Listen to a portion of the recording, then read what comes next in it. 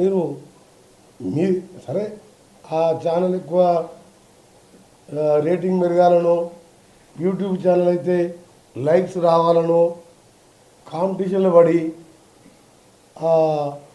మహిళా ఆఫీసర్లని మానసికంగా ఇబ్బంది పెట్టడం సరైన పద్ధతి కాదని చెప్పి అది స్టేట్ మీడియా కానీ సోషల్ మీడియా కానీ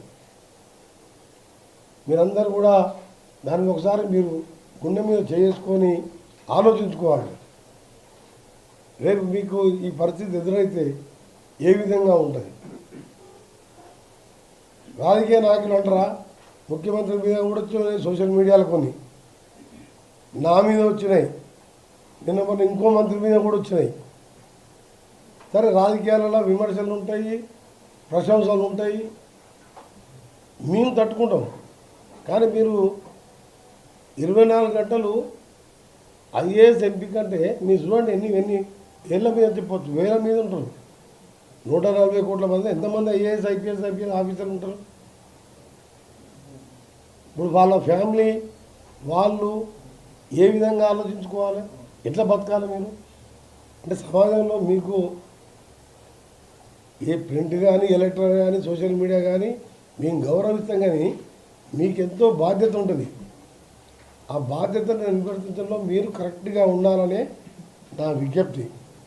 మీరని వాళ్ళని మానసిక విధంగా ఇబ్బందులు పెట్టి మీకు వ్యక్తిగతంగా ఏమైనా చెప్పాలంటే మీకు డైరెక్ట్గా వచ్చి చెప్పొచ్చు, మీ ఇది తప్పు ఇది కరెక్ట్ అని కూడా మీరు చెప్పొచ్చు.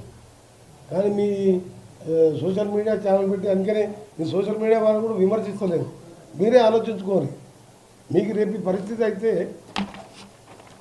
ఏదో విధంగా మీరేమైనా చేసినా చేయకుండా మీ మీద కోపం ఉన్నా లేదని పెట్టుకోవచ్చు. దీనికి లిమిట్ లేదు కదా, దీనికి ఏం లేదా అబ్జెక్షన్ లేదు కదా, దీనికి పెట్టుకుంటే అప్పుడు మీరు ఎట్లా ఉంటారు?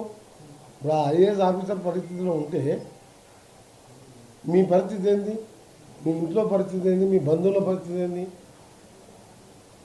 నిజంగా ఎందుకంటే ఒక మహిళా ఆఫీసర్లు అంటే వాళ్ళు ఉద్యోగాలు చేయడమే తప్ప ట్రాన్స్ఫర్లు వాళ్ళు చేస్తుంటారు. గవర్నమెంట్ వాళ్ళ ఇష్టం ఉన్నట్టు ఎక్కడ ఎప్పుడు చేయాలి అడ్మినిస్ట్రేషన్ ముఖ్యమంత్రి గారు అది. అరే గౌరవ ముఖ్యమంత్రి ప్రజల కోసం 24 గంటలు పనిచేసే ముఖ్యమంత్రి ఒక్కరోజు రెస్ట్ తీసుకోకుండా ఆయన మీద కూడా ఆ మధ్యలో సోషల్ మీడియాలో ఒకటి చూసిన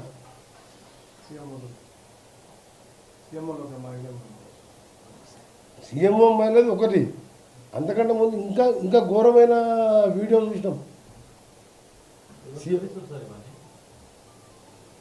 సీఎం గారిది అసలు ఎవరన్నా అసలు నమ్మడం కాదు, ఎవరు నమ్మలే.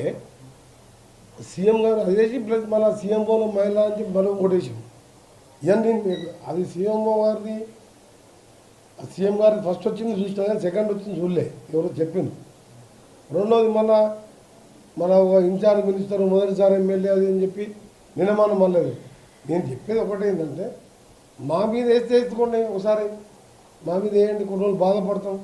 మాకు కూడా భార్య పిల్లలు వాళ్ళు కూడా బాధపడతారు, మా బంధువులు బాధపడతారు, మా కార్యకర్తలు బాధపడతారు. కానీ ఆఫీసర్లు మహిళా ఐఏఎస్ ఆఫీసర్ని చూడకుండా అసలు ఎక్కడ పోతుంది అర్థమవుతలేదు నాకేది.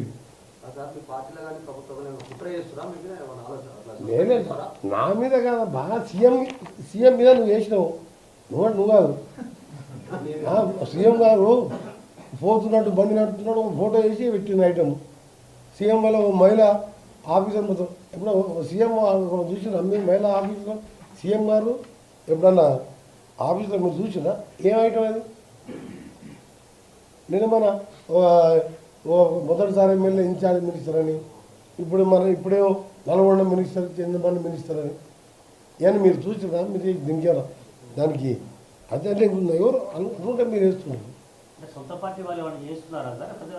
అది కాదు, దానికి పొద్దు ఉదయమే డీజీపీ గారితో క్లియర్ కట్గా మీరు పోలీస్ పరంగా రిపోర్ట్ చేయాలని గంట సేపు శివధర్ రెడ్డి గారితో డిస్కస్ చేయడం జరిగింది. మీరు సమగ్ర విచారణ చేయాలని చెప్పి వారు గంట సేపు వారితో చర్చించడం జరిగింది.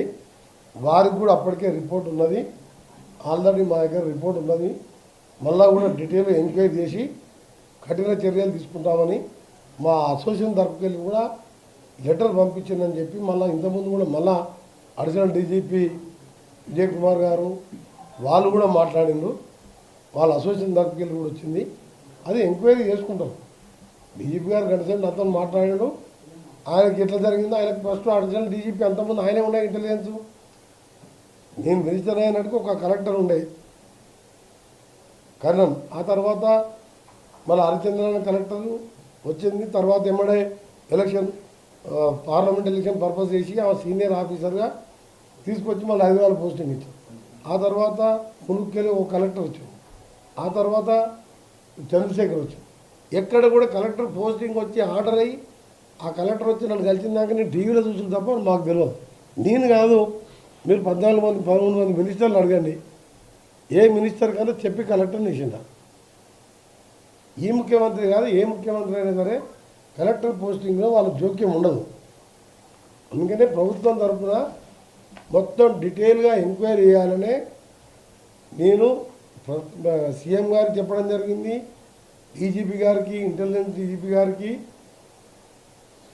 డీటెయిల్ ఎంక్వైరీ చేసి ఇమీడియట్గా దీని మీద వాస్తవం ఏంది, తప్పుడు వార్తలు ఏంది తీసుకోవాలని చెప్పి. నాకు ఇవన్నీ చూస్తుంటే ఏంటంటే ఒక ఏదో ప్రభుత్వాన్ని అప్రతిష్ట పాలు చేసి ప్రభుత్వాన్ని